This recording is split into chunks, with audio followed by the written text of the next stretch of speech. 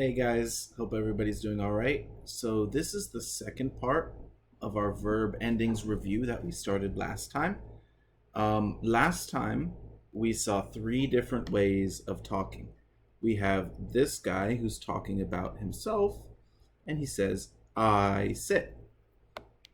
We have these two guys who are having a conversation, and this guy's talking to this guy, and he says, you sit. Then we have the third way. These two guys are talking, and they're talking about this guy over here. So they say, but this guy's talking, and he says, he sits. So three different ways of talking. Person talking is talking about themselves. Person talking is talking about the person he's talking to. Hopefully that doesn't sound confusing. Person talking to someone. Person talking, the third way.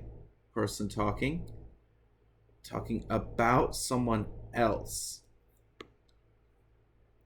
So, in Latin, we saw these endings, or these ideas shown by the endings O, S, and T. So these three different ways of talking are shown by the endings O, S, T. Sedeo, sedes, and sedet. So this would be I sit. Person talking is talking about themselves. Sedeo. This would be you sit. Person talking is talking to someone. Sedes, you sit. This would be he sits, or she sits, or it sits. Sedet. Person talking is talking about someone else.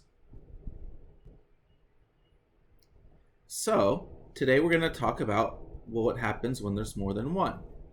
But, let's say there are two people doing the same thing. Then our endings don't work anymore. For example, if this guy says, I sit, he's only talking about himself. But what if he wants to talk about himself and his friend? What if he wants to include his friend? Well, we have to change the word we're using from I to we. So when he says we sit, he's talking about both of them. So the very same thing happens in Latin. When he says sedeo, he's only talking about himself, but he wants to include his friend. So the ending changes from o to mus. So the correct way to say it is sedemus. Sedemus. This would be we sit.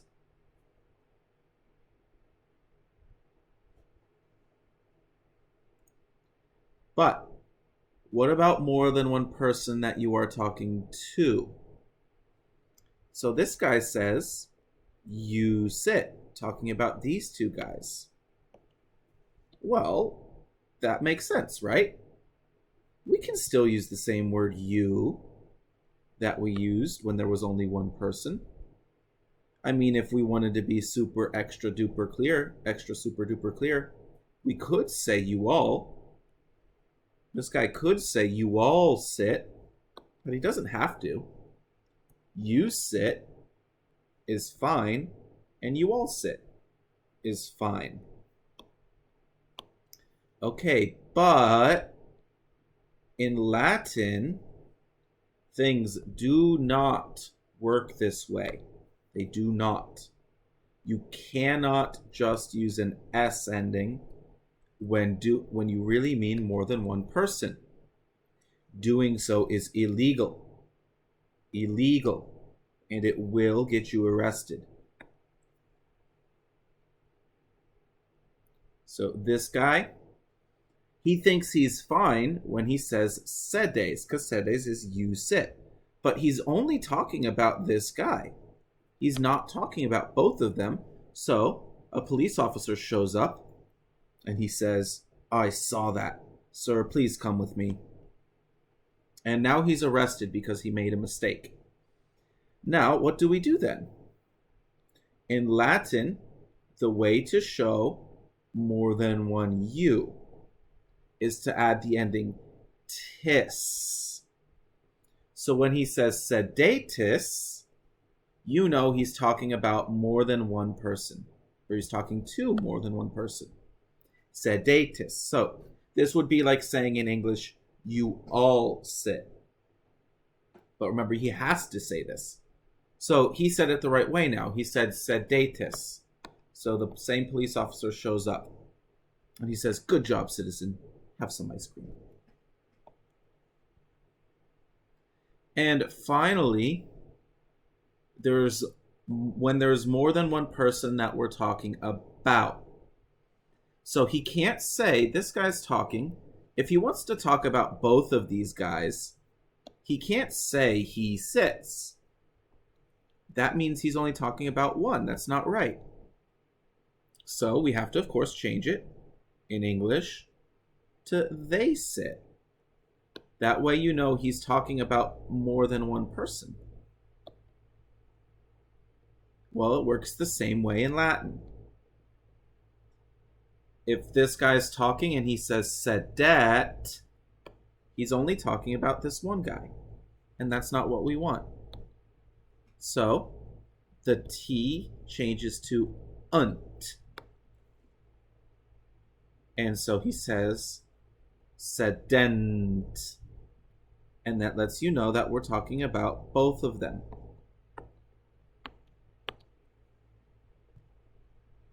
Of course, we can always give a specific they. And then we don't have to say they anymore.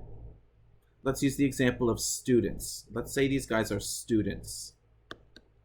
So you can say they sit. He's talking and he says they sit.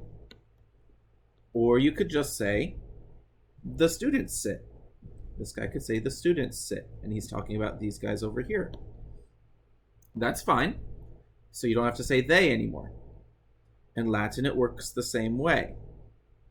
You could say sedent. He says sedent and he means they sit. Or he could say discipuli sedent. And then he's saying the students sit. So we don't have to say they anymore. But the ending has to stay the same. Because what this NT is really saying is that we're talking about more than one person. So just because you said the students instead of they, the ending still has to be the correct ending. The ending for, hey, I'm talking about more than one person. So all together, we have 6 endings. OST, mus, tis, unt. And we can say O means I, S means you, T means he, she, or it, mus means we, tis means you all, unt means they. OST, mus, tis, unt. O means I, S means you, T means he, she, or it, mus means we, tis means you all, unt means they. So for example, here's an example word. Dormio, I sleep. Dormis, you sleep. Dormit, he, she, or it sleeps. Dormimus, we sleep. Dormitis, you all sleep. Dormiunt, they sleep. All right, so that's it, guys. Learning how to recognize these endings is pretty much the most important part of Latin. If you don't get the idea that we change endings for different ideas, then go back and rewatch both of these videos I made 50 more times until you do get that idea, because it's really, really, really, really important. All right, guys, I'll see you next time. Walete.